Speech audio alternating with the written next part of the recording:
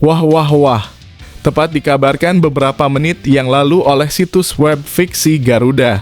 Presiden FIFA putuskan bekukan dan tangguhkan Federasi AFF karena pembatalan sepihak laga ASEAN All Stars dan Presiden Gianni Infantino marah besar sampai ngomong begini. Benarkah kabar tersebut? Temukan faktanya di sini. Nah, ini baru super top Marco Top. Tepat kemarin sore, Ketum PSSI Erick Thohir akhirnya ambil keputusan super brilian untuk timnas Indonesia agar bisa kalahkan Cina dan Jepang di kualifikasi Piala Dunia 2026. Sampai nekat buat 4 keputusan sekaligus. Apa ya kira-kira? Wah wah wah. Media ini kabarkan di tengah drama ASEAN All Star yang batal digelar. Muncul hacker yang meretas website AFF dan Federasi Sepak Bola Malaysia FAM soal skandal AFF 2010. Dan pengakuan wartawan Inggris soal itu. Benarkah kabar tersebut? Simak penelusurannya di sini. Yes, doa publik terkabulkan. Mendadak gemparkan Italia. 7 juta penonton mendadak saksikan postingan raksasa Italia AC Milan soal Jay Itzes. Apakah akan segera diumumkan perpindahan transfernya? Simak fakta lengkapnya di sini. Hahaha, Malaysia auto malu besar dan jilat ludahnya sendiri. Bos JDT dan pangeran kerajaan Malaysia malah buka aib dan bobrok fans sepak bola Malaysia sampai kayak begini. Semua fans timnas Indonesia auto tertawa melihatnya. Yes, ini baru kabar bahagia sebenarnya. Mertua Pratama Arhan berani sebut 2 sosok mafia di sepak bola Indonesia dan ancam begini. Wah, kira-kira siapa ya? Simak video sampai selesai. Sebelum video kita mulai, buat kamu yang mau beli jersey timnas Indonesia, caranya gampang banget. Kamu langsung hubungi nomor WhatsApp yang ada di gambar ini, atau bisa langsung klik link pembelian yang ada di deskripsi video ini ya. Mumpung lagi promo gratis ongkir ke seluruh Indonesia. Buruan sebelum kehabisan. Sebelum dimulai pembahasan, mohon bantuannya untuk subscribe channel ini, agar tidak ketinggalan info timnas Indonesia. Semakin gak karuan parah. Diumumkan beberapa menit yang lalu oleh web situs Fiksi Garuda. Presiden FIFA putuskan bekukan dan tangguhkan Federasi AFF karena pembatalan sepihak laga ASEAN All Stars dan Presiden Gianni Infantino marah besar sampai ngomong begini. Benarkah kabar tersebut? Temukan faktanya di sini. Dilansir dari situs web Fiksi Garuda dikabarkan bahwa Federasi Sepak Bola Internasional FIFA resmi mengumumkan pembekuan dan pembubaran Federasi Sepak Bola ASEAN AFF menyusul insiden pembatalan sepihak laga persahabatan bergengsi antara ASEAN All Stars dan Manchester United yang semula dijadwalkan digelar di Stadion Nasional Bukit Jalil, Kuala Lumpur, pada 28 Mei 2025. Pembatalan pertandingan itu memicu reaksi keras dari FIFA, terutama setelah muncul dugaan serius mengenai penyelewengan dana sponsor, rendahnya transparansi pengelolaan, serta indikasi korupsi di tubuh AFF. Selain alasan sepinya minat penonton dan tiket yang tidak laku, laporan internal menyebutkan bahwa dana sponsor senilai jutaan dolar Amerika diduga tidak dicatat secara akuntabel. Presiden FIFA, Gianni Infantino, mengeluarkan pernyataan resmi panjang dari markas FIFA di Zurich, yang menegaskan bahwa AFF tidak lagi layak untuk menjalankan fungsi organisasi regional di bawah struktur FIFA dan AFC Konfederasi Sepak Bola Asia. Pernyataan resmi Gianni Infantino ini pengkhianatan terhadap sepak bola dan para penggemarnya hari ini menandai titik balik yang sulit namun penting dalam upaya kami menjaga integritas, transparansi, dan reputasi global sepak bola. FIFA secara bulat memutuskan untuk membekukan semua hubungan operasional dan finansial dengan AFF, serta memulai proses pembubarannya secara formal. Dalam pernyataan tegas yang dibacakan pada konferensi pers di markas besar FIFA, Infantino menyebut pembatalan laga antara ASEAN All Stars dan Manchester United sebagai tindakan yang tidak profesional dan memalukan, yang mencoreng kredibilitas ASEAN di mata dunia. Lebih lanjut, FIFA mengungkap bahwa pihaknya bersama AFC telah menemukan indikasi kuat mengenai penyalahgunaan dana sponsor, manipulasi laporan keuangan, serta ketidakterbukaan dalam kerjasama komersial yang terkait dengan pertandingan tersebut. FIFA juga menyatakan akan segera membentuk struktur baru untuk menggantikan AFF. Dalam beberapa bulan ke depan, FIFA dan AFC akan berkonsultasi dengan federasi nasional anggota di Asia Tenggara untuk membentuk lembaga pengelola regional baru yang transparan, profesional, dan akuntabel. Ini bukan akhir dari sepak bola regional ASEAN, melainkan awal dari sebuah babak baru yang bersih dan berorientasi masa depan, tegas Infantino. Setelah coba ditelusuri oleh admin Indonesian Soccer, ternyata ini cuma karangan dan dijelaskan oleh penulis ini untuk mengedukasi bahwa teknologi AI bisa seperti ini. Makanya kita wajib cross-check sebelum percaya. Mantap! Mertua pertama Arhan, Andre Rosiade, belak-belakan berani bongkar mafia sepak bola Indonesia, sebut sosok berinisial JN dan P adalah pelakunya. Erick Thohir beri reaksi mengejutkan. Kayak gimana ya dan siapa mafia tersebut? Temukan analisanya di sini. Dalam unggahan Instagram pribadinya dalam kurung @andre_rosiade, Andre Rosiade secara tegas meminta Erick Thohir beserta jajaran PSSI untuk segera membereskan dugaan praktik mafia sepak bola di Indonesia. Andre bahkan menyebut adanya dua sosok yang diduga menjadi operator utama praktik tersebut. Saya percaya Pak Erick Thohir mampu dan bisa melenyapkan mafia sepak bola di Indonesia. Untuk itu mari dimulai dengan menyingkirkan dua orang yang diduga operator mafia dengan inisial JN dan P. Hampir semua elite PSSI tahu ini, tulis Andre dalam unggahannya. Ia pun mendesak aksi nyata. Ditunggu aksi bersih-bersihnya Pak Erick Thohir. Dan Bang Arya Sinulinga ditunggu komentarnya. Apalagi abang kan korban mafia juga karena klub abang berkali-kali dikerjai, sambung Andre. Hingga kini belum jelas siapa sosok berinisial JN dan P yang dimaksud. Merespons hal itu, Erick Thohir pun angkat bicara. Ia menekankan bahwa tuduhan tanpa bukti bukanlah langkah yang tepat. Gini, kalau emang ada buktiin, kan kita nggak boleh saling menuduh. Dan saya lihat perjuangan dari tim itu kan masih bersaing sampai hari ini, kata Erick. Erick juga menyoroti performa klub milik Andre. Dan saya lihat saya senang juga ketika Semen Padang menang 3 kali. Artinya kan mereka juga berusaha main. Dan saya yakin kan Pak Andre juga nggak nyogok. Orang dia menang timnya, ujarnya. Menurut Erick, kritik dan saran adalah hal wajar dalam era demokrasi. Jadi hal-hal seperti ini ya saya rasa ini era demokrasi, lumrah, terbuka kritik dan saran, dan saya rasa Liga juga menerima kritikan itu, lanjutnya. Dan yang penting tadi kita yang penting terus mendorong sepak bola ini lebih sehat, pungkas Erick. Apa tanggapan kamu soal tudingan mafia bola ini? Haruskah inisial yang disebut dibuka ke publik dan diselidiki lebih lanjut? Tulis pendapat kamu di kolom komentar. Bisa mendadak gemparkan publik ASEAN. Dikabarkan oleh media lokal ini di tengah drama ASEAN All Star yang batal digelar. Muncul hacker yang meretas website AFF dan Federasi Sepak Bola Malaysia FAM soal skandal AFF 2010. Dan pengakuan wartawan Inggris soal itu. Benarkah kabar tersebut? Simak penelusurannya di sini. Masih dikabarkan oleh situs web fiksi Garuda, dijelaskan bahwa drama seputar batalnya laga persahabatan bergengsi antara ASEAN All Stars melawan Manchester United di Stadion Bukit Jalil, Malaysia, kian memanas setelah munculnya seorang hacker yang mengklaim telah membongkar skandal lama terkait final Piala AFF 2010. Laga yang semula dijadwalkan digelar pada 28 Mei 2025 itu dibatalkan mendadak oleh pihak penyelenggara tanpa penjelasan rinci, memicu spekulasi publik.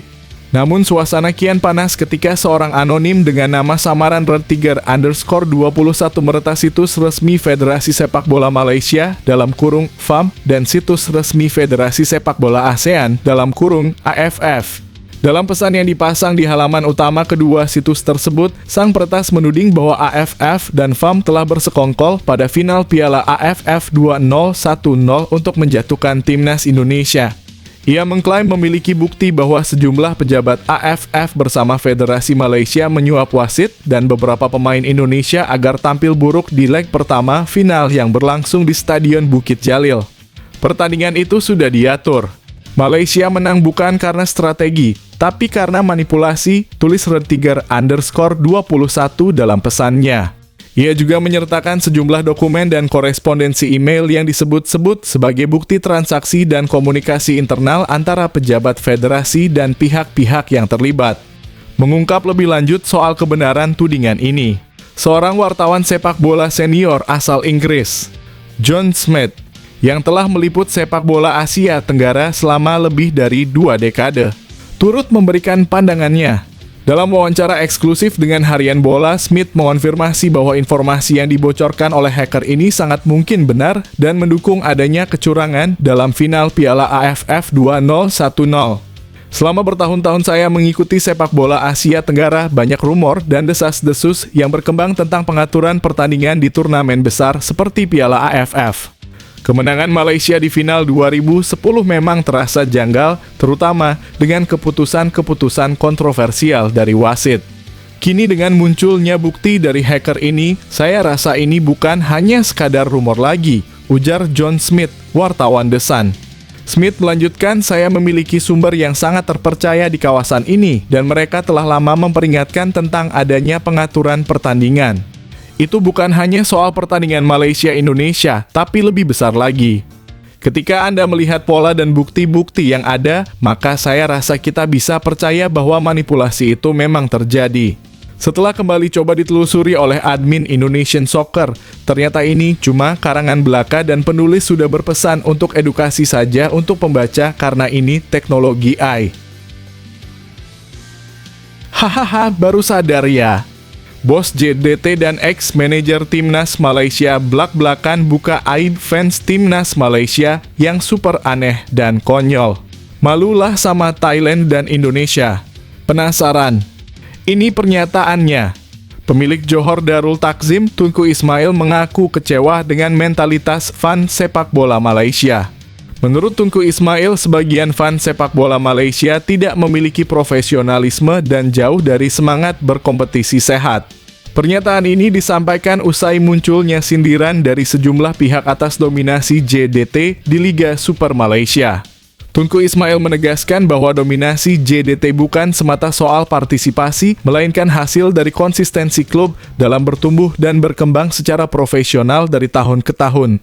Sindiran tajam juga ia arahkan kepada klub-klub yang sering mengeluh atas kondisi mereka, khususnya yang merasa tidak sanggup bersaing dan bahkan menyuarakan agar tim dominan seperti JDT mundur dari liga. Ini bukan hanya tentang partisipasi.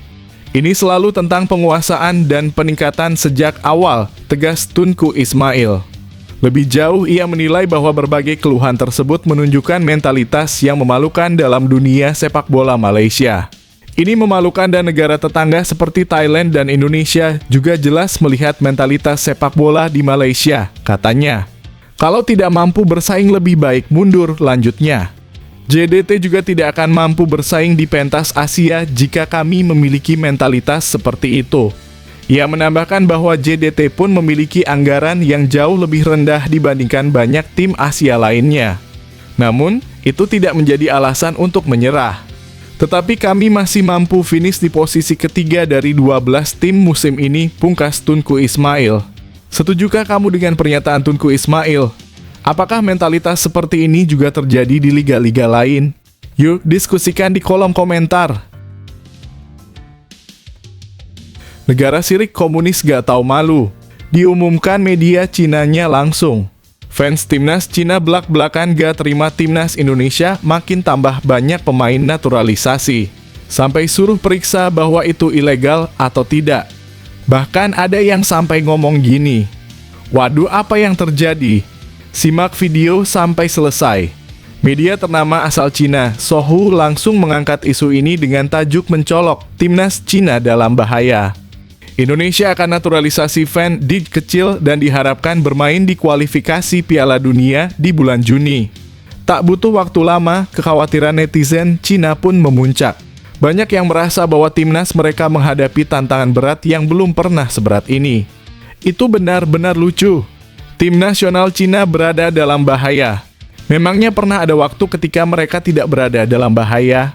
Dalam bahaya sudah menjadi kebiasaan untuk tim nasional Cina, sindir salah satu komentar warga. Komentar lain bahkan menyentil proses naturalisasi yang dilakukan oleh Indonesia. Mengapa sangat mudah untuk negara lain untuk menaturalisasi pemain, namun itu justru sangat rumit untuk negara kita? Ada banyak pemain yang pura-pura tenang dan mereka membuat masalah dan menetapkan peraturan dimanapun. Saya benar-benar tidak paham, ungkap seorang pengguna. Yang paling keras bahkan menyarankan adanya investigasi resmi terhadap legalitas pemain-pemain naturalisasi Indonesia. Kita harus mengecek apakah para pemain naturalisasi timnas Indonesia itu legal. Bagaimana mungkin ada sangat banyak pemain top yang punya darah Indonesia? Di tengah ramainya kritik dan spekulasi ini, pihak PSSI melalui Exco Arya Sinulinga menegaskan bahwa tidak akan ada penambahan pemain naturalisasi baru untuk bulan Juni. Bagaimana menurut kamu soal isu naturalisasi ini? Apakah benar Indonesia terlalu mudah dalam proses naturalisasi pemain? Berikan pendapatmu di kolom komentar. Mendadak gemparkan Italia, 7 juta penonton mendadak saksikan postingan raksasa Italia AC Milan soal Jay Itzes. Apakah akan segera diumumkan perpindahan transfernya? Simak fakta lengkapnya di sini. Akun resmi TikTok AC Milan membuat heboh publik setelah memamerkan sosok kapten timnas Indonesia Jay Itzes dalam sebuah video. Video tersebut memperlihatkan salah satu momen saat bek kiri AC Milan, Theo Hernandez, terlibat duel dengan Jay Itzes dalam laga antara AC Milan dan Venezia FC. Tepatnya saat AC Milan meraih kemenangan 2-0 atas Venezia pada pekan ke-34 Serie A musim 2024 hingga 2025 yang berlangsung di Stadion Pierluigi Penzo 26 April 2025. Cuplikan singkat itu menampilkan Theo menggiring bola menuju kotak penalti dan mencoba mengirim umpan silang. Namun, Jay Itzes berusaha menghentikan bola meski akhirnya bola tetap meluncur dan berhasil diamankan oleh penjaga gawang Venezia.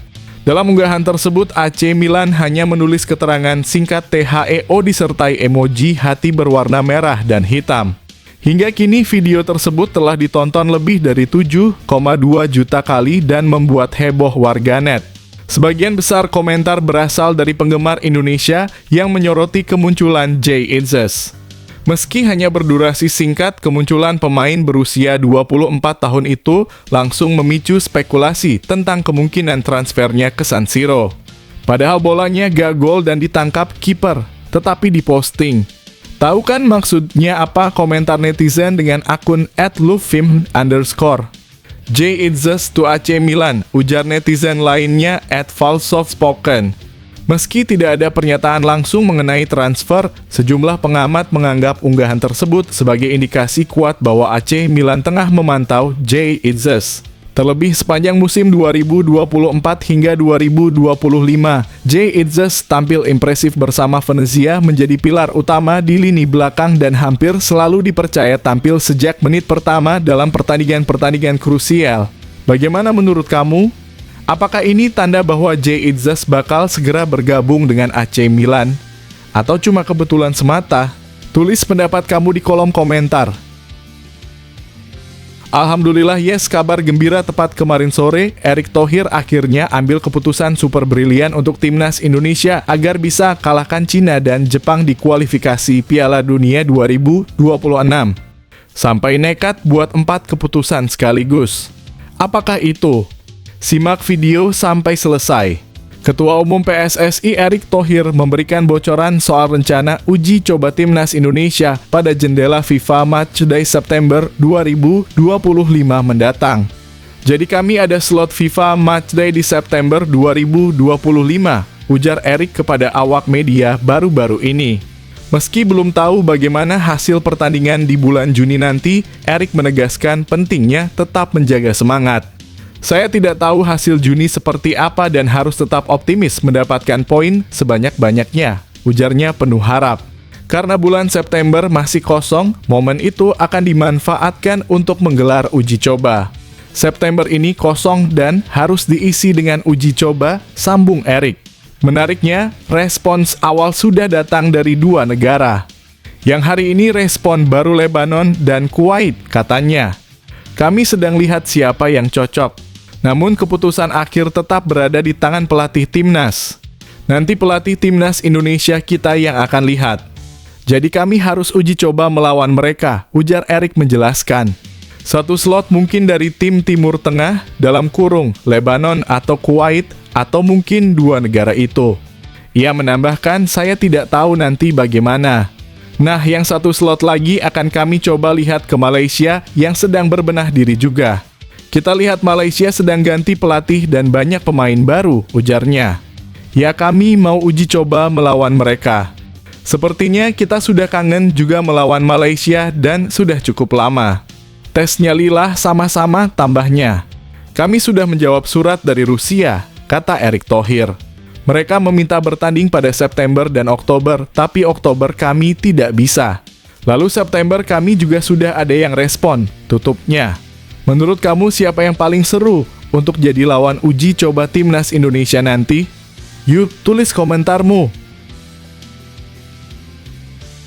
Hahaha, sangat mengenaskan banget. Media Vietnam seolah tak terima timnas Vietnam tak diajak tanding lawan timnas Indonesia di FIFA Matchday September 2025. Bahkan sampai bawa-bawa Malaysia segala. Wah, kok bisa begitu?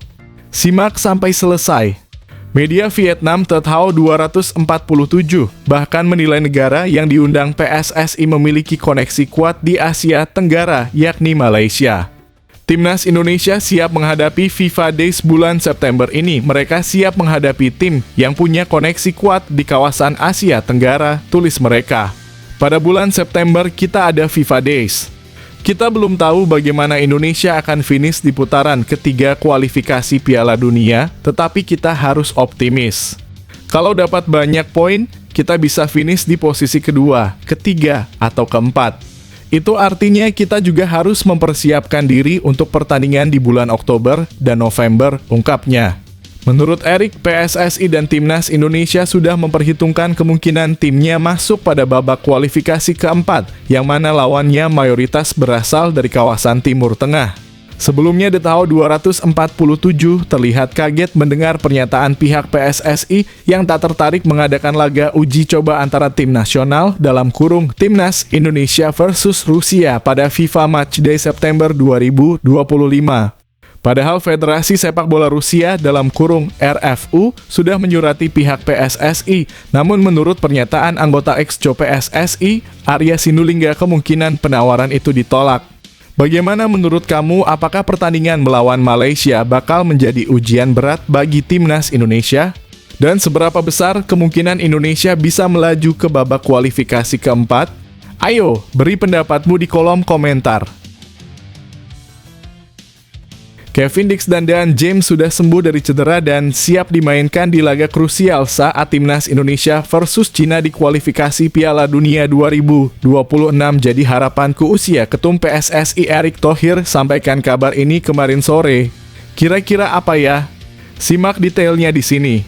Sebelum menghadapi dua pertandingan penting, timnas Indonesia berencana menggelar pemusatan latihan di Bali pada 26 Mei 2025. Kepada awak media, Erick Thohir mengaku tidak begitu mengetahui cedera yang menimpa Kevin Dix dan Dean James. Saya tidak tahu, ujar Erick singkat. Tapi ya, namanya risiko cedera pasti terjadi di seluruh pemain, tambahnya. Erick Thohir selalu menegaskan bahwa timnas Indonesia harus memiliki pemain pelapis berkualitas sebagai langkah antisipasi jika pemain inti seperti Kevin Dix dan Dean James mengalami cedera. Untuk posisi bek sayap kanan yang ditinggalkan Kevin Dix, Erick menyebutkan masih ada Sandy Walsh yang siap mengisi. Sementara itu posisi bek sayap kiri yang biasa diisi Dean James bisa digantikan oleh Calvin Verdon.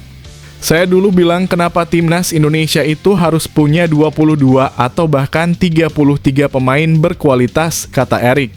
Ya, karena memang pemain berkualitasnya harus tebal sebab risiko cedera itu bisa terjadi, tambahnya. Erick juga menyoroti adanya penumpukan turnamen yang bisa mempengaruhi kondisi tim. Salah satunya adalah Piala AFF U23 2025 yang akan berlangsung di Indonesia pada Juli mendatang. Beberapa pemain timnas Indonesia senior saat ini masih berusia 23 tahun dan hal ini semakin menambah ketipisan skuad. Di tim senior banyak pemain yang bermain di U23, ini tambah tipis lagi, ujarnya. Erick berharap para pemain timnas Indonesia bisa selalu dalam kondisi sehat dan siap menghadapi segala risiko. Jadi kami harus siap dengan segala risiko, tegasnya. Memang dengan cederanya Kevin Dix ataupun Dean James perlu menjadi pertimbangan untuk pemain substitusi, tutup Erick Thohir. Apa pendapatmu tentang persiapan timnas Indonesia jelang kualifikasi Piala Dunia? Seberapa pentingkah memiliki pemain pelapis berkualitas? Tulis komentar kamu di bawah. Wah, gak ada yang sadar salah satu official timnas Cina ternyata sudah tiba di Indonesia. Apakah berniat memata-mataikah? Sampai media ini buat pernyataan mengejutkan begini. Simak sampai selesai. Tim bagian logistik timnas Cina dikabarkan telah tiba di Indonesia meskipun pertandingan putaran ketiga kualifikasi Piala Dunia 2026 masih sebulan lagi. Timnas Indonesia akan menjamu Cina pada pertandingan grup C putaran ketiga di Stadion Utama Gelora Bung Karno, Senayan, Jakarta pada 5 Juni 2025. Menurut laporan media Cina, Sohu bagian logistik timnas Cina telah tiba di Indonesia lebih dulu untuk melakukan inspeksi menyeluruh terhadap beberapa aspek penting. Bagian logistik tim nasional sepak bola Tiongkok telah tiba di Indonesia terlebih dahulu untuk melakukan inspeksi terperinci di lokasi terkait kondisi tempat pertandingan, lingkungan iklim, dan kondisi lalu lintas. Tulis Sohu. Tujuan dari agenda ini adalah untuk memastikan kenyamanan timnas Cina selama berada di Indonesia dan memastikan tidak ada gangguan eksternal yang dapat mengganggu persiapan mereka. Sementara itu, akomodasi dan tempat latihan untuk timnas Indonesia juga sudah dipersiapkan. Hotel Bintang 5 telah dipesan untuk memberikan lingkungan yang nyaman dan istirahat terbaik bagi para pemain. Apa pendapatmu soal persiapan timnas Cina yang begitu matang sebelum pertandingan? Seharusnya timnas Indonesia juga mempersiapkan hal serupa, kan? Yuk bagikan komentar kamu.